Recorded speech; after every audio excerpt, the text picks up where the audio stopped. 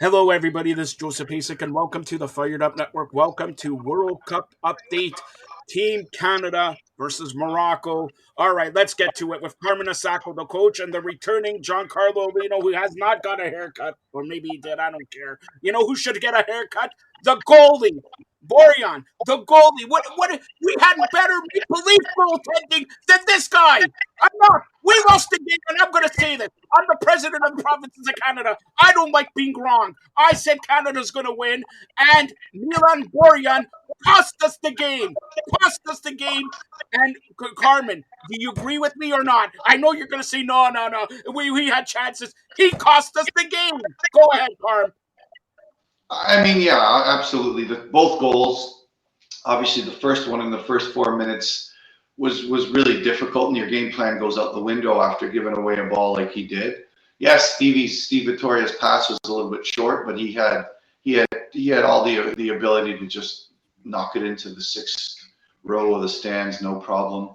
I mean, Boyan is Boyan. He's the one who got us here with incredible leadership, incredible goalkeeping, and he has that ability to have those moments of madness, we'll call them, and that's what you do. That's what you get with Boyan. In another scenario, if Max Crepeau is there, he probably gets that last game, uh, and things are different because Max is a world class keeper. Unfortunately, and in winning an MLS Cup, he sacrificed his leg, so that's the type of player Max Crepeau is. But I mean, the obvious is he gave away a goal in the fourth minute, and then that near post goal, although great for early ball from Morocco, and they were definitely the better team in the first half, cost them. But I mean, the reaction for Canada was very good, and the reaction for the game itself was very good. Adekubi, who technical performance, came in and did a lot of work to get that own goal and get Canada back in the game. So kudos to them, and they should have had a tie. They should have had a tie for sure. Atiba coming on and being Atiba, being our captain, and heading the ball off the crossbar and by centimeters, didn't tie the game. And then Ali coming through and probably could have done better with that second header. But it's been Canada. I'm a firm believer. You create your own luck. So, well, we'll chalk it up to experience. We'll chalk it up to not being in that moment enough times against big teams, and first time in 30 years. So let's look at the positives. The positives is Boyan's been an incredible soldier for Canada. Boyan was the reason that we're here. Was a big part of the reason that we're here. And yes, he had a couple of moments of madness, or one at least. But Canada's fought hard and proved again to the world that they deserve to be here. So moving forward, moving onward, let's hope that this mentality takes into the next phase of Nations League, next phase of not qualifying, because they're going to automatically qualify for the next World Cup, but the next phase of competition. So all positive for me. Good reaction. Deserved at least a tie.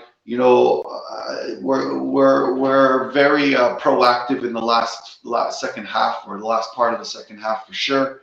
And looking back on this, it'll be a massive learning experience. Unfortunate they go out and not scoring a goal, but I think Croatia and Morocco owe Canada a lot for exposing what Belgium what Belgium lacked. And that's where you look at Canada coming out of the World Cup. You're being okay, building process. Alistair Johnson, the Kamal Miller, Stachio, these Laren, Davies, all coming back for the next one. All going to be ready for the next one, playing more time in Europe, playing more time at the next level. Tejan Buchanan. But then you look at the Belgium scenario, and that team is just going to fall apart. And that's the demise of the supposed top second-ranked team in the world. So all positive for me in Canada. They learned a lot. They took lessons of pace of play. They took lessons of what European football really is, and what they need to do to be better. And I think that this level of play will remain entrenched in their mind, you know, and entrenched in what they need to be technically and tactically as executors in the game.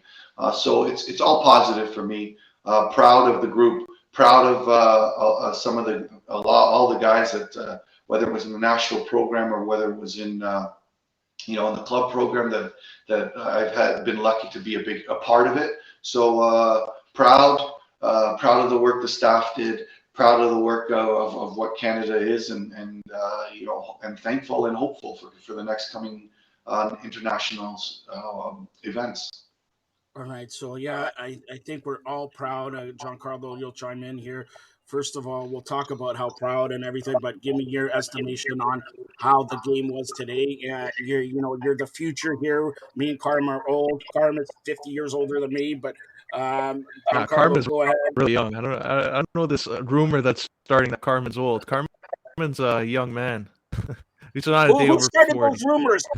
Are the Wait a minute, wait a minute. We're gonna start. We're gonna start rumors. All right. So, Giancarlo, before we start about today's game, is this and Carm? You're neutral here.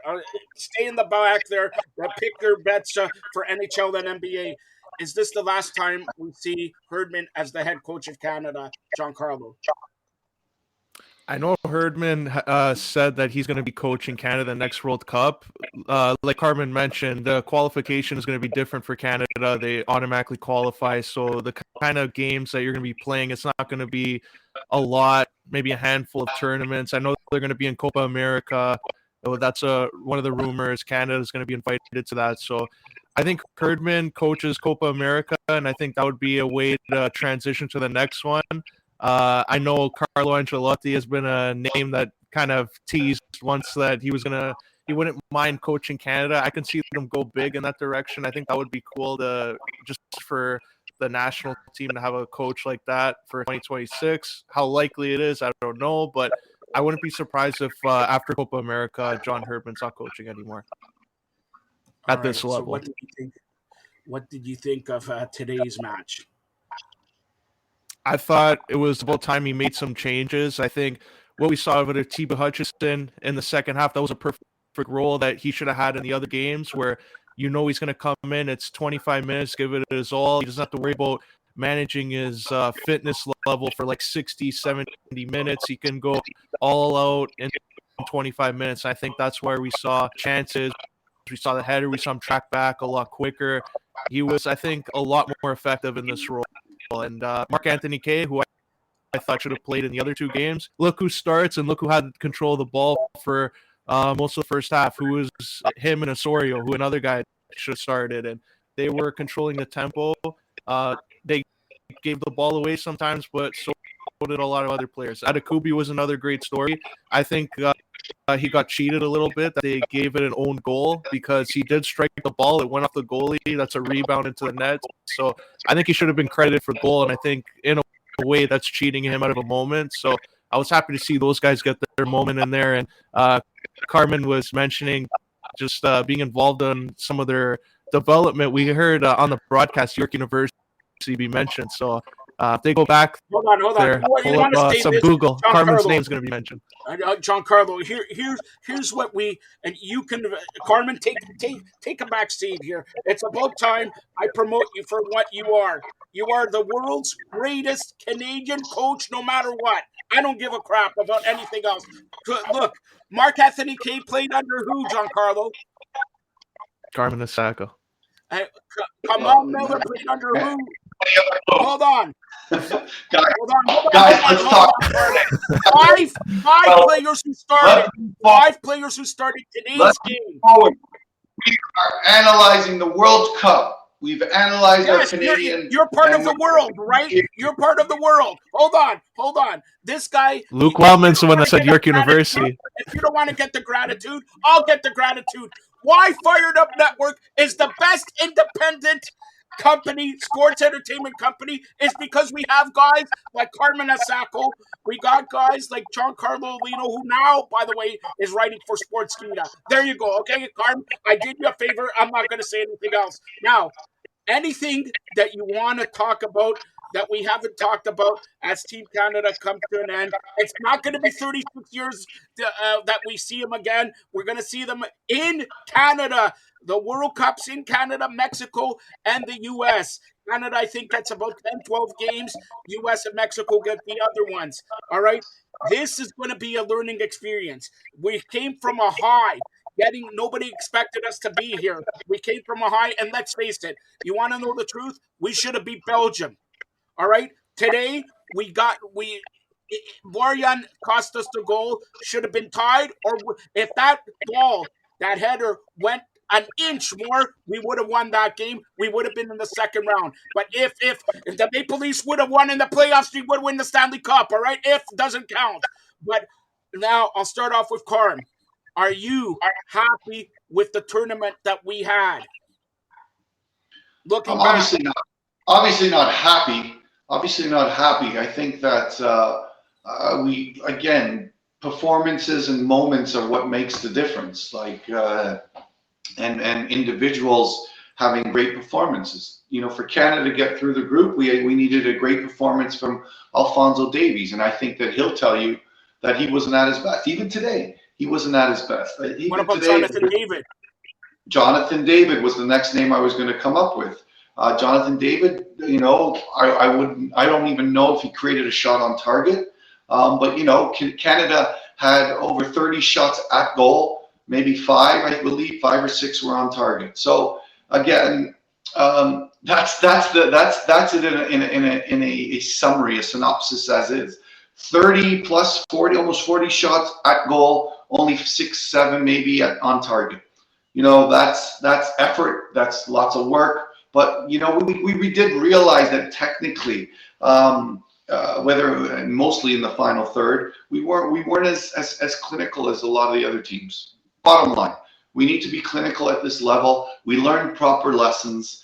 You know, a lot of people are ripping Herdman on his tactics. A lot of it, for me, is doesn't come with any rationale. And I think that they should really learn to be a little more analytic on what, why, and how. You know, they keep talking about being outnumbered in the midfield, but you know, there's shifting, there's all those things. So you know what? I'm not going to hold this up to tactics by any means.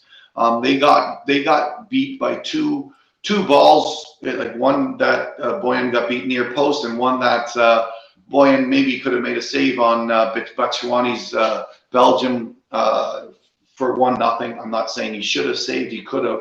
But you know, let's look at the big picture. Am I happy? Absolutely not. Do I think that the moments, World Cup moments, where you know Morocco was very good at, whether it's the second goal against Belgium, or whether it's the first goal against Belgium, and I think that all that stuff is what Canada needed to experience. And you know, unfortunate for them, they didn't have those great moments. But again, we're going to learn from them. Next time we see a situation where we're 1v2 in the back, and we know we got to be aware of that early ball, we will be a little more prepared. All those things considered, I'm proud but not happy.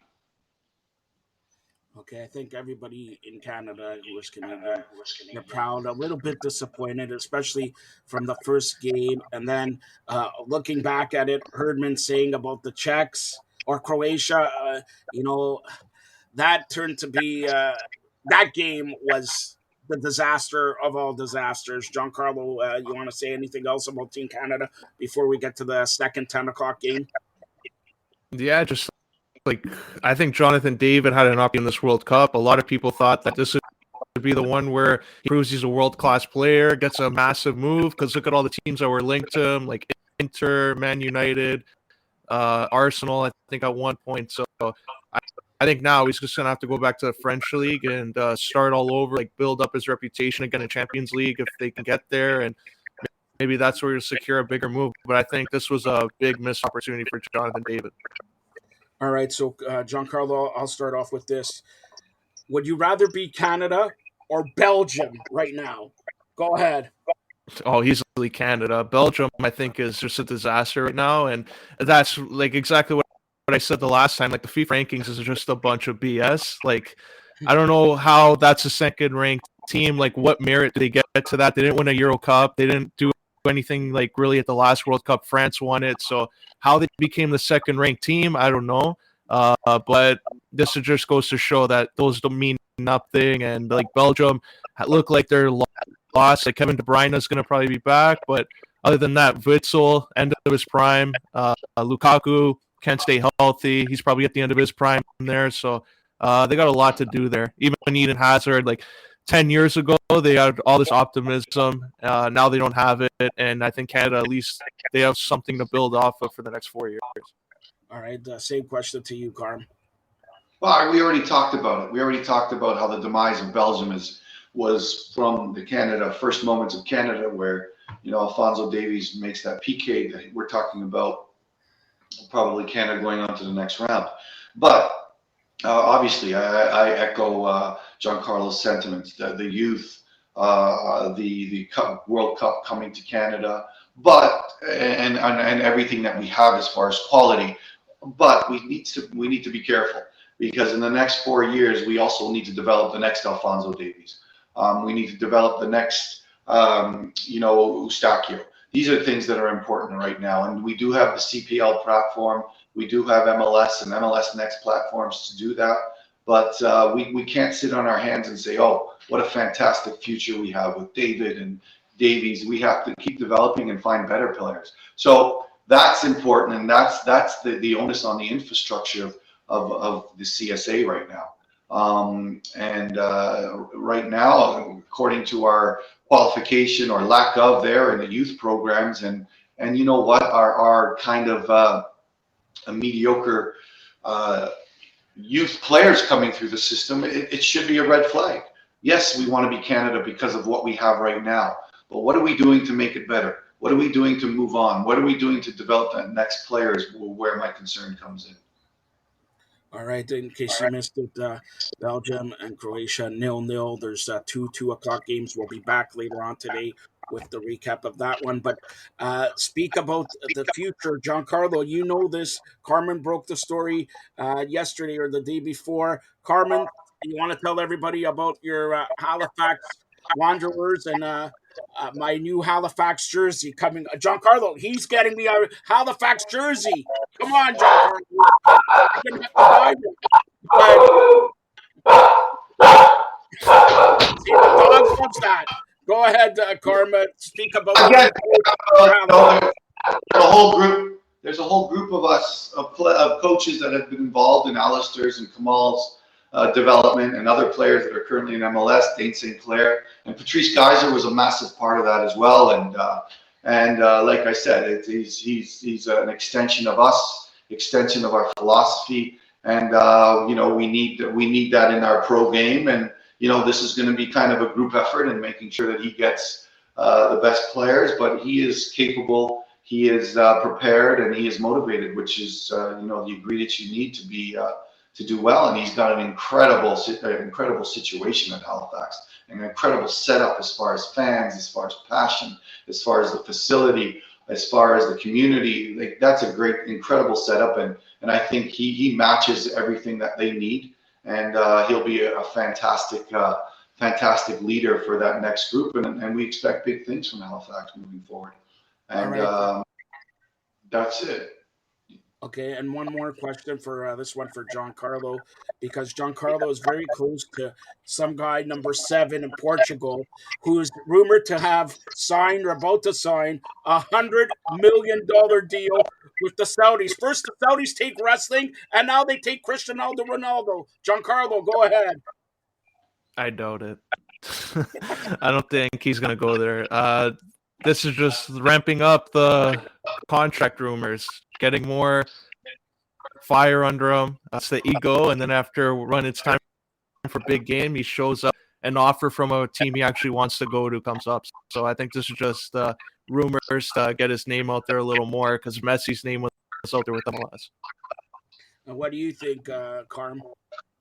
I don't really care. I mean, I'm not sure clubs will take him right now. I think he could go back to his home country and finish off his career with a little bit of integrity, kind of give that whole Portuguese federation a shot in the arm. That not that they need it, but it will be an injection of enthusiasm if Ronaldo goes back to Portugal. And I think that would be his giving back. But you know what? I'm done with the narrative. I'm done with his attitude.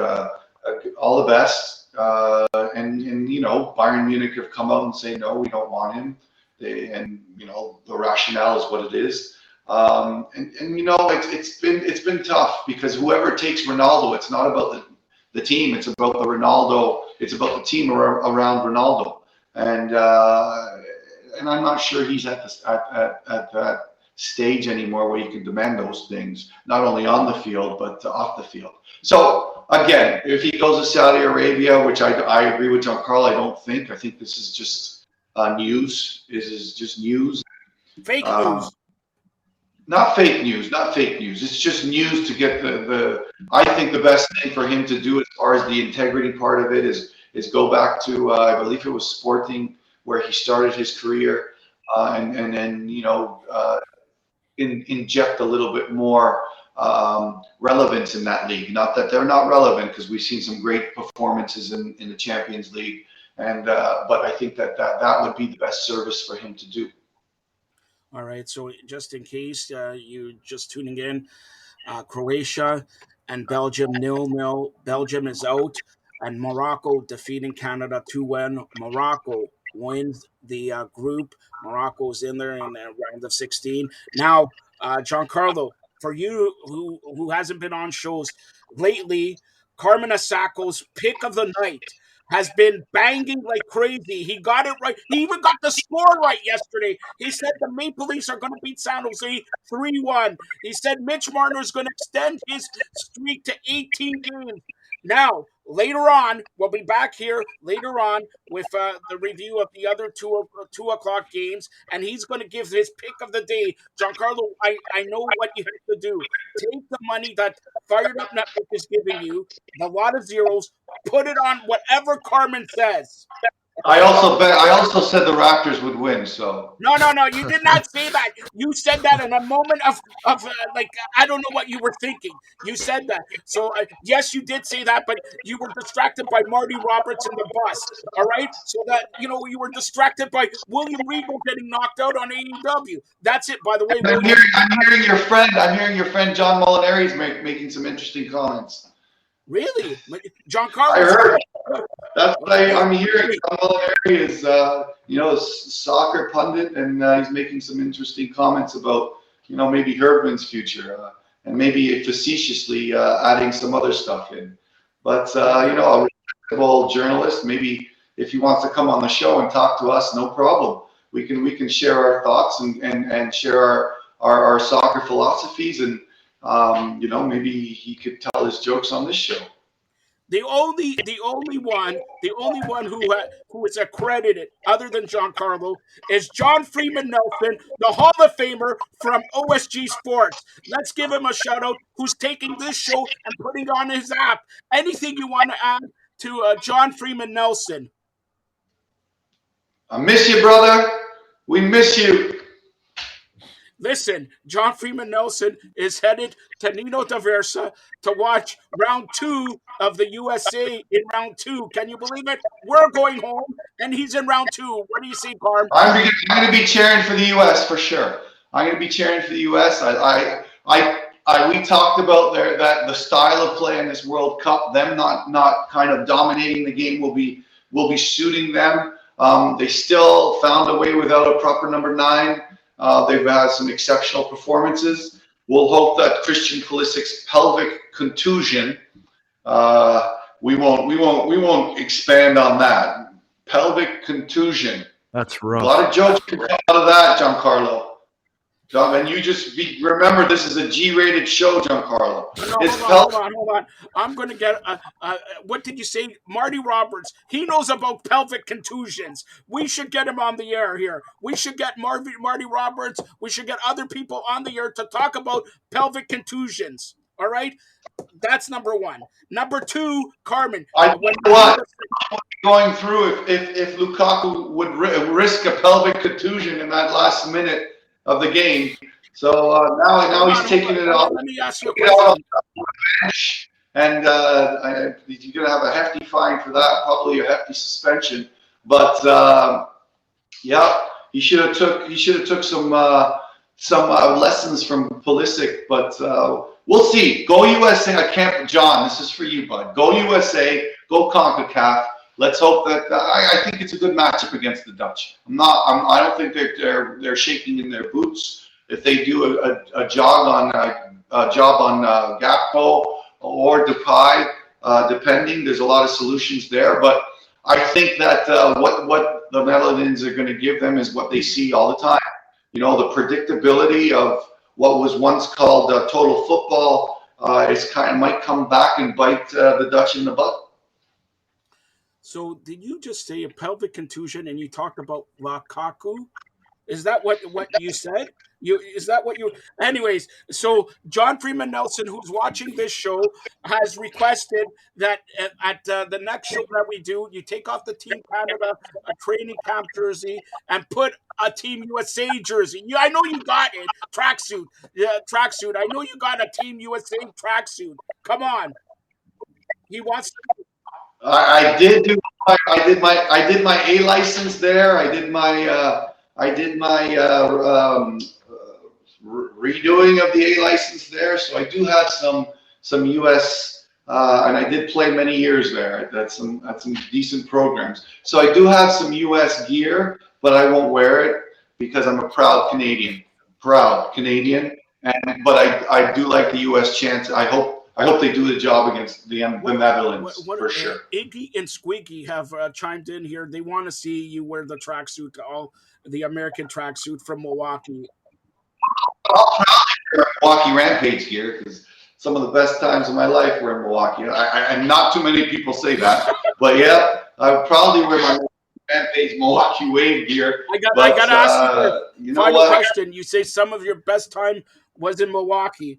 Was it on the field or in a brewery? On the field. That's all we'll say. On the field. No more messaging, please. All right. As we close it out, Giancarlo, tell everybody how they get a hold of you. And hopefully, Giancarlo will let you know now. Will he be back later on today to recap the 2:00 games? Yeah, we'll see. There's the anticlimactic Giancarlo as usual. Go ahead. Yeah, you can follow me on Twitter at John_411, Instagram, Giancarlo_Aulino. Check out my articles on firedupnetwork.ca and sportskeeda.com. And if you're in Toronto, check me out on Vibe 105. And Carmen, you got a couple hours to come up with the pick of the night. Yeah, I will come up with that pick of the night. No problem. Just Carmen, what is that called? What is that called when you always bet against someone? There's a like I'm kind of whatever I say, do the opposite. Well, that's why I want you to do the pick of the night. I've been winning. All right. So for Carmine Isacco and Giancarlo Aulino, we'll be back later on tonight. This has been the Team Canada World Cup 22 update. Thanks a lot, guys. Thanks.